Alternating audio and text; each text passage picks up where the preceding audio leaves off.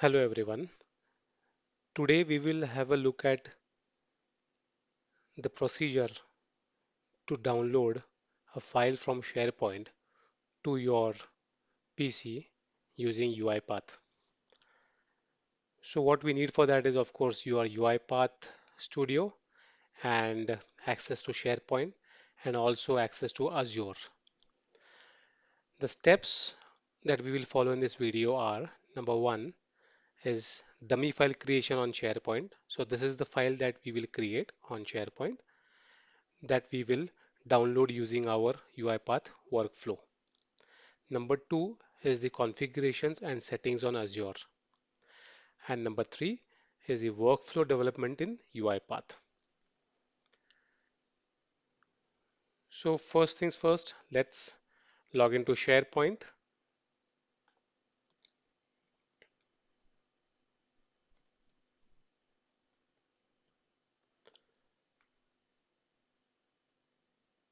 So I have just tried to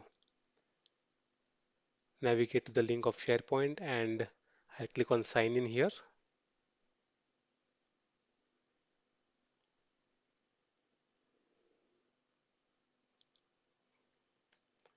I will provide my Microsoft account details.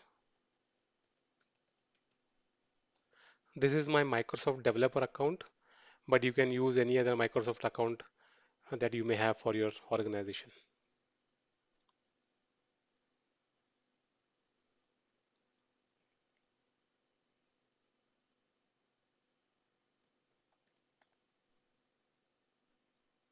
So that is the sign in, and there is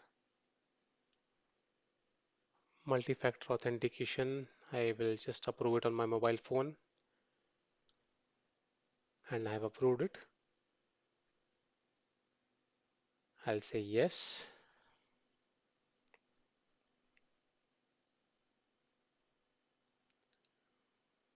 Okay, now I have logged in. I have logged into Microsoft Office Home. I'll click on these dots, click on SharePoint,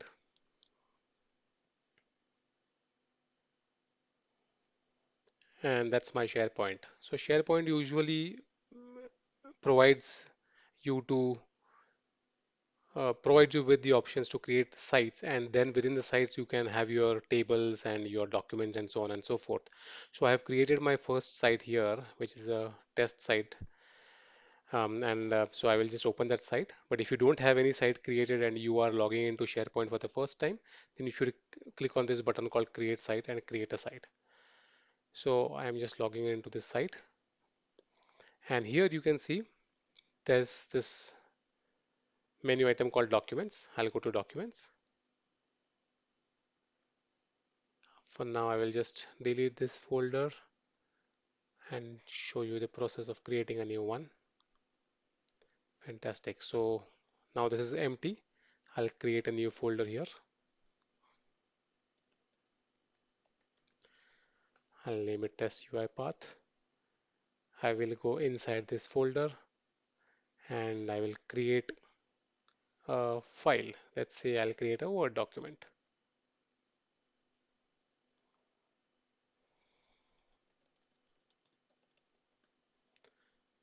Okay. I'll click on Control S to save the document. And as you can see, this is the document that has been created. Okay, document.docx.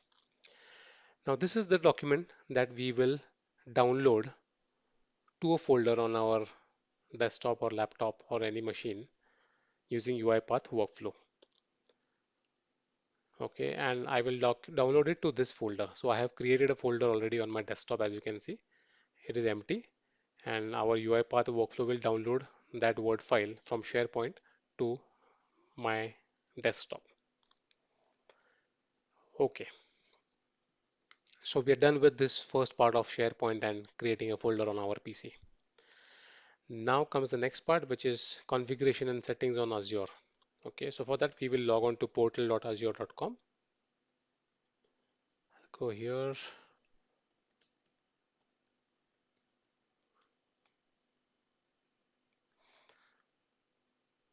So again, on this portal also, I'm using my developer account. As you can see, it has logged me in by default.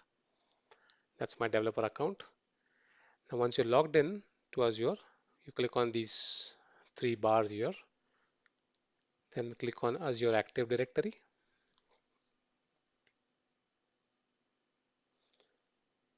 Then you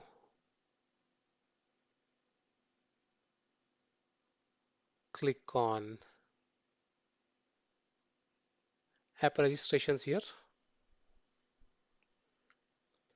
then click on new registration. Give a name for your app.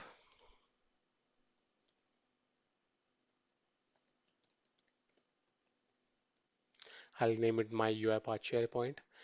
Then here you select the second option for allowing you to any Azure AD directory as multi-tenant. Then for the redirect URI, you select public client native, and then there's a value that needs to be provided here. And what value is that? It is this value. Okay. So this value, you will get it on this link that I've given for reference, which is the document portal for Microsoft, and the details around this value and why and how of this is given on the same link of the documentation. So for now, to speed up, I'll just copy paste this URL here, this value, and then click on register.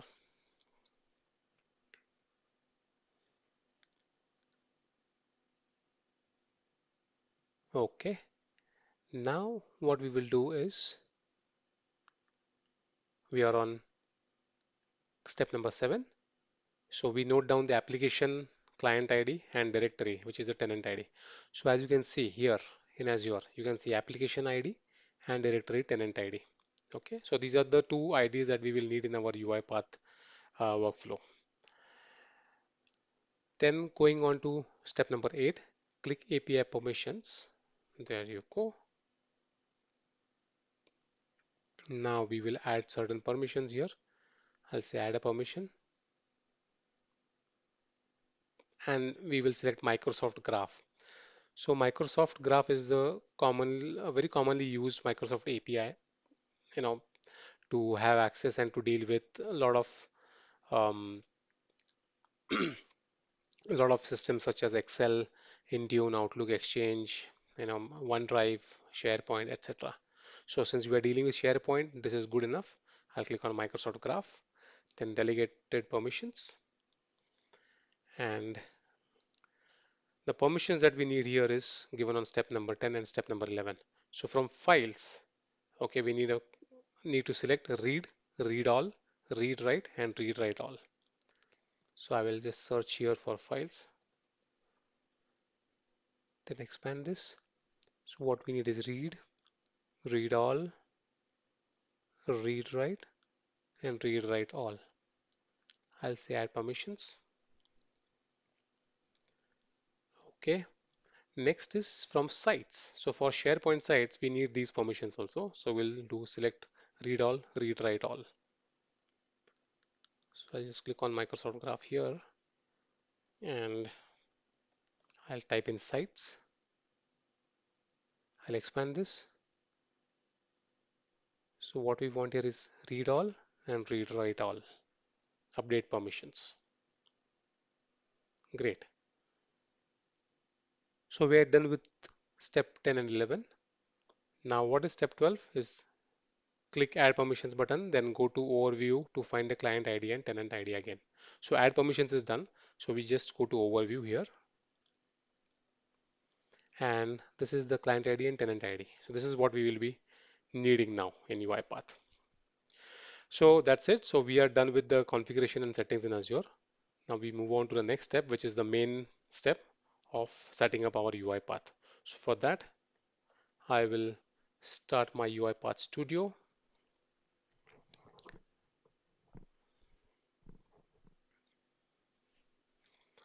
In the meanwhile, friends, please do like this video, share and subscribe. This is the splash screen. I'll just close it for now. I'll click on new process and I will give it a name. SharePoint UiPath. I'll leave the location as default. You can change the folder if you wish. And I'll click on create. Now it is creating workspace and restoring certain dependencies. And there you go. Now first things first we need to do here is add the packages. So we clicked on manage packages here above and then we click on official. I'll type in Office 365. So this one at the bottom that you see is what we need. So these are a set of activities which will help you automate Office 365 tasks such as anything with related to Excel, Outlook, OneDrive, SharePoint, and so on. So I'll select this, I'll click on install, and then I will save. So now with this, I will get access to the activities for Microsoft Office 365. All right. So we are done up to step 2. Now step 3 is use Microsoft Office 365 scope. So I'll search for Office 365 in the activities pane. So if you are in your projects pane here, make sure you go to activities pane and type in. Okay. Then Microsoft Office 365 scope is what I need. So I'll just, sorry, let me open the main window first. And now I will drag and drop this. There you go. It has automatically created a sequence and placed the Microsoft Office 365 scope activity within the sequence. And there's a do. Okay. So this has been placed. The next activity that we need to place is find files and folders. So that is something which we will get here in files. Find files and folders. I'll put it inside the do. And then we'll look at download file activity. So download file. Okay. So within this scope activity, we have two activities, which is to find files and folders and then download the file. Fantastic. So far so good. Now we will create some variables to store our values. Okay. So I'll just go to variables here at the bottom. I'll create a variable here where app ID. Then I'll create something for tenant ID.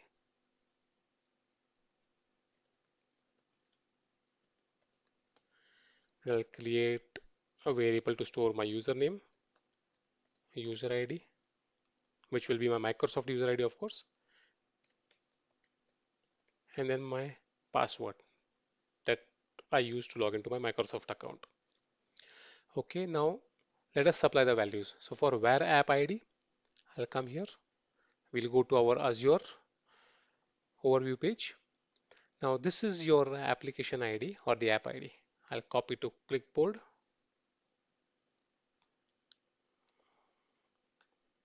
We'll put the value here inside double quotes. It is a string variable. Then for the tenant ID, this is the second value that you can see here that I'll copy to clipboard. That is my tenant ID again, and I'm again putting that in quotes. User ID is my Microsoft login ID.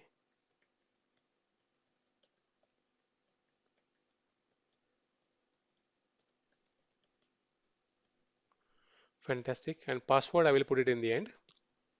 For now, I'll keep it blank. Okay.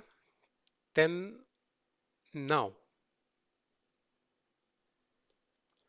let us start configuring these activities. Okay. So we'll go to Microsoft Office 365 scope. Here, the application ID is your app ID, which is now stored in a variable where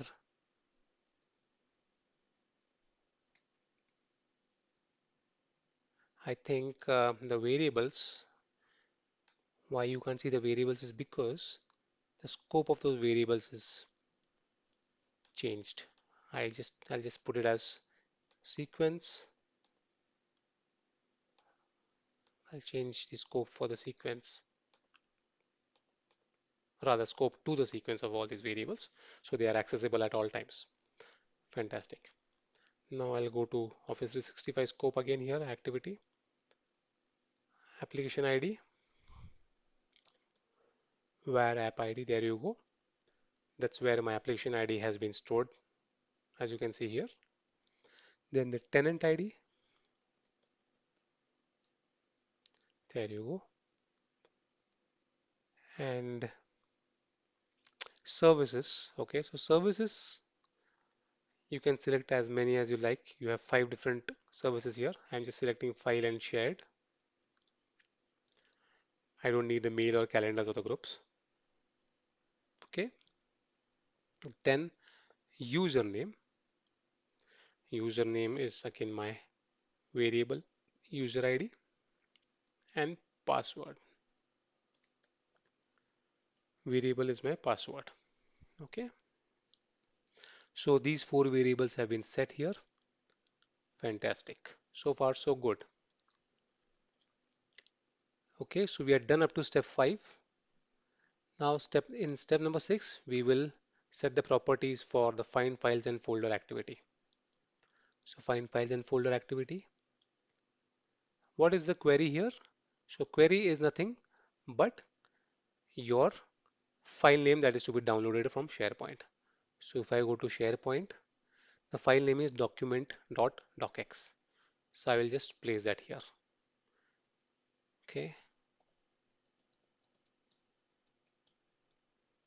in double quotes always, remember. Then output. Now output here, I am putting it as the value for this first. Okay, but you can use the results also. So for in this, I'll declare a variable. The shortcut for that is Control K, and I'll name it as file name. So what this variable will do is it'll this activity will find this document, and then it will store this document in this variable. So it is not storing the document name, it is the entire document that is being stored inside this variable. So if you look at this variable now would have appeared here in the variables pane where file name, right? And you look at the variable type, it is drive item. So it is not a string, it is a drive item. So it's a physical file that it will store. Okay. Then drive name. Okay. So drive name will be nothing but your SharePoint folder here, which is the documents. Okay. The root folder, which is documents here. Okay. So I've put it in the double quotes and the site URL. So this is your SharePoint site URL. Where will you get that? In the address bar of your browser. And the path is only to be taken up to your site name. So only this much. Don't copy the entire URL. Okay. And I will paste that here in double quotes again. I'll click Ctrl S to save it. So find files and folder properties are set. Now we will go to download file. What does this need is the input is the file name. So the file name that we would have got from find files and folders will be supplied here, which was stored in a variable. Where file name. And then last is local file path. Okay, which is where I have created this folder on my desktop. I'll just double click this folder, which is empty. I will copy this path here and I'll supply the path here. I could have very well created a variable for this as well. Okay, there you go. So everything has been set up now. And last thing I will do is I'll put this password here. So I will get back once I have put it.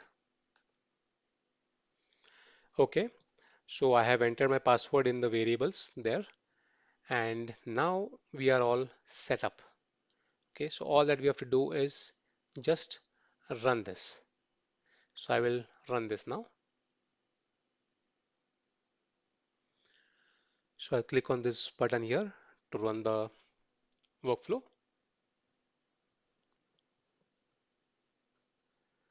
And as you can see, it has started here and fantastic, it's over already. So if you look at the output here, there you go, the execution started and it finished in about 4 seconds. So after the execution has been completed, we need to check our output folder on the desktop, which is this folder. And there you go, you have the SharePoint file downloaded. We'll just open this. Perfect. So as you can see, this is the same file that we had on our SharePoint site here, and that has been downloaded to my desktop. And that's it about this workflow to automate downloading files from SharePoint. I hope you like this video. So give it a thumbs up. Until then, goodbye.